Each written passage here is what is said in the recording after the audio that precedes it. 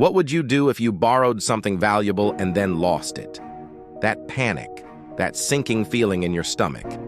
Imagine experiencing that in ancient Israel, where an iron axe head was worth several months' wages. Today, we're diving into one of the Bible's most fascinating miracles, the story of Elisha and the floating axe head. This story takes place during a time of spiritual revival in Israel. The prophet Elisha was training a group of young prophets, sort of like a Bible school of his day.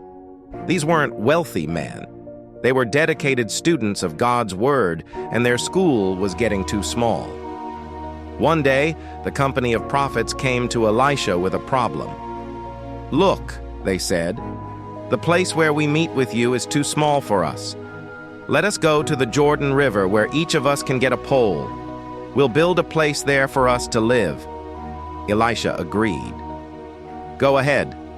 But then one of them made a request. "Won't you please come with your servants?"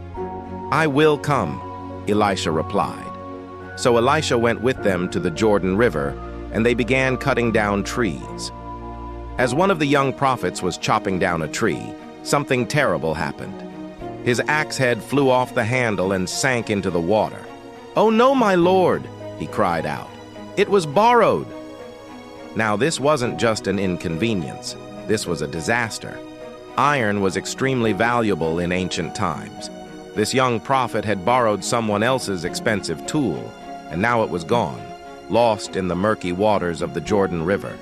He was responsible for it, and there was no way he could afford to replace it. The student was panicking, his heart racing with fear and shame. But here's what's beautiful about this moment. Elisha didn't shout. He didn't scold the young man for being careless. He didn't lecture him about being more careful with borrowed items.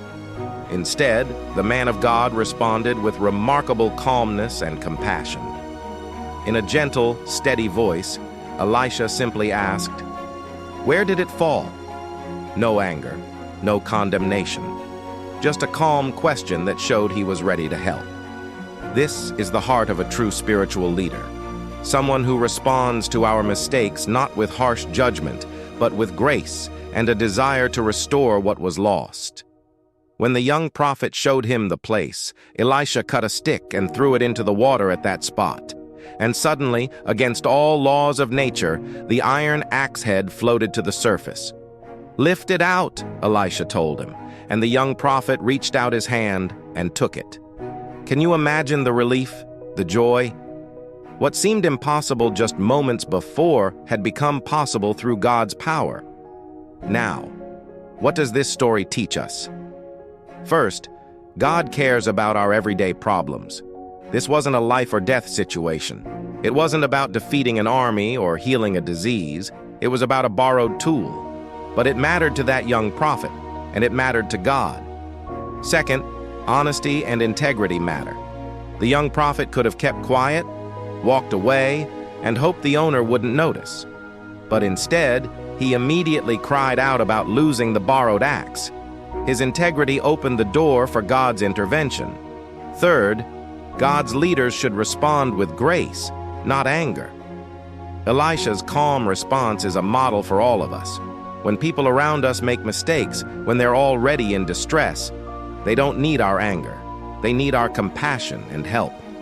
Fourth, God's power defies natural laws. Iron doesn't float. But when God is involved, the impossible becomes possible. This miracle was a sign of God's presence and power working through his prophet Elisha. Fifth, community matters.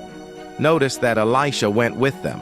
He could have stayed home, but he chose to be present with his students. Sometimes God's miracles happen in the context of community and relationship.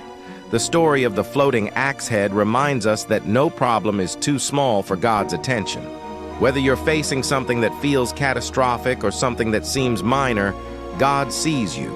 He cares, and he's able to do immeasurably more than we could ask or imagine.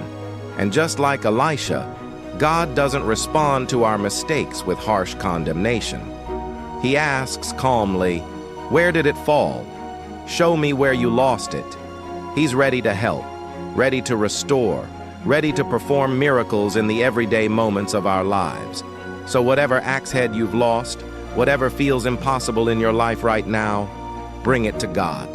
He's still in the business of making iron float. If this story encouraged you today, I'd love for you to subscribe. I share powerful, lesser-known Bible stories every week that will strengthen your faith. Hit subscribe so you don't miss the next one.